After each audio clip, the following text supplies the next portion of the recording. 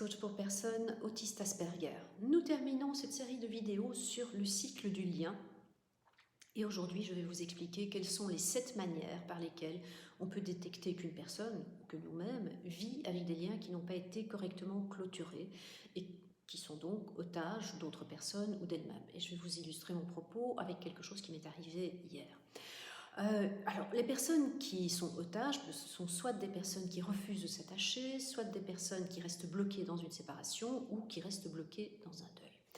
Alors, première manière, les personnes peuvent souffrir de problèmes psychosomatiques. Et un exemple tout à fait type est celui des personnes âgées qui perdent leur conjoint et qui décèdent dans les semaines qui suivent le décès de leur compagnon de vie. Deuxième lieu, il y a la violence et l'agression, que ce soit vis-à-vis des autres ou que ce soit vis-à-vis de soi-même.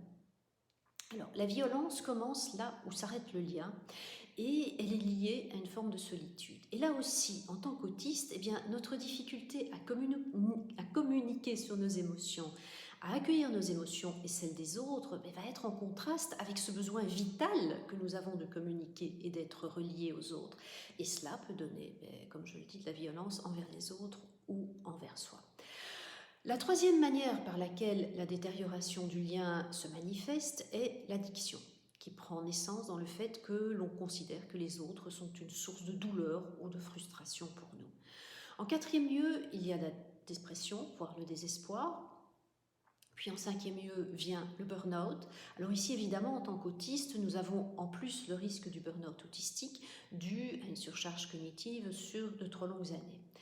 Puis viennent les conflits liés à l'organisation du travail. Et finalement, le stress est le dernier marqueur d'un lien détérioré. Et plus particulièrement, les stress qui vont être liés à la perte, au conflit et aux relations toxiques, à la perte de sens dans la vie et à la solitude. Et donc, je voulais terminer cette série sur la prise d'otage émotionnelle en vous partageant une prise d'otage qui m'est arrivée ces dernières semaines, ces derniers mois.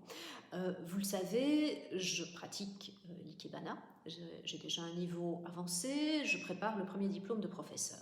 Et pour préparer ce diplôme, eh bien, je suis obligée de connaître les arrangements floraux de base et de pouvoir les réaliser en quelques minutes afin de pouvoir les démontrer à mes futurs étudiants.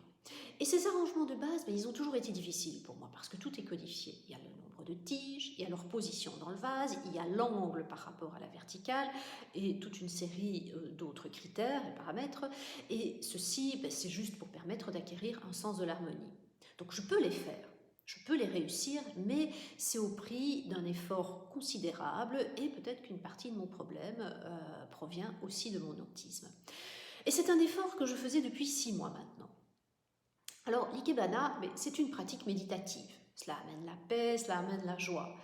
Or, j'étais de plus en plus stressée en faisant de l'ikebana, au point que je pleurais presque à chaque fois que j'étais occupée avec mes montages.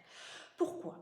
Parce que je fais de l'ikebana pour exprimer qui je suis et exprimer ce que je ne peux pas exprimer à cause de mon autisme parce que cela relève de l'indicible.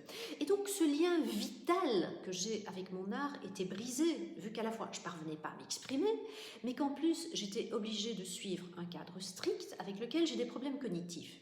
Alors, sans doute que je voulais encore une fois être comme tout le monde et être capable de réaliser correctement ces montages de base.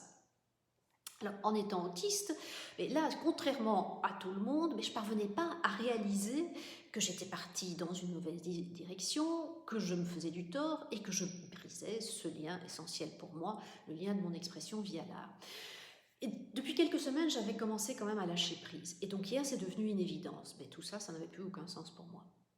Et donc, c'est ce qui m'a permis d'en parler à ma professeure, qui elle aussi me voyait comme tournant dans une machine à laver depuis plusieurs mois.